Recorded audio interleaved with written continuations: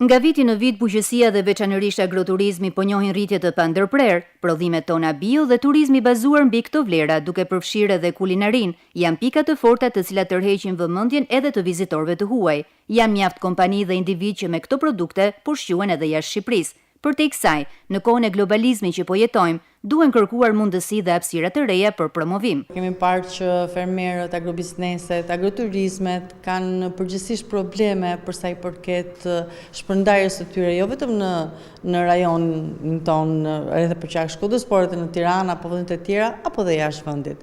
Për të krijuar një bashkëpunim, për të krijuar një inovacion të ri, për të krijuar një mundësi të re për ta. Kemi menduar që të bëjmë një bashkim, apo quhet bashkimi apo grupimi i të gjithë fermerëve, i të gjithë agroturizmeve në ditën ndërkombëtare të turizmit, që është 16 maj. Për të shërbyer këtij qëllimi, Ministria e Bujqësisë, Bashkia e Tiranës dhe Expositi organizoi një panajir të madh në Tiranë në datën 16 mars. Menaxherja e projektit Zana Sina bën thirrje për pjesëmarrje të bizneseve të rajonit të Shkodrës, duke treguar edhe përfitime direkte dhe konkrete të tyre. Mund të ketë përfitime shumë të mëdha, pasi aty do të paraqiten sipërmarrës të mëdhenj dhe problemin që ata kanë gjithmonë me globalizimin është se ku dhe si dhe qysh dhe tek do ta shesin mollën e tyre, për shembull, që është një problem i madh. Këtu ata mund të realizojnë diçka. Duke paraqitur këto biznese shumë të mëdha, ato kanë fuqinë blerëse të madhe dhe shpërndarjen e tyre në botë.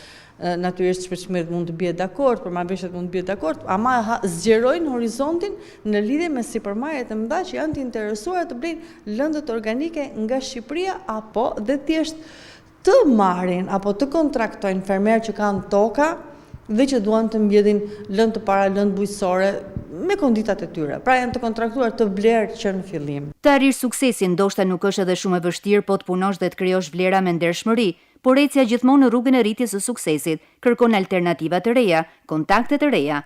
Panajiri agro dhe natyral është një mundësi e mirë për bizneset e rajonit të Shkodrës.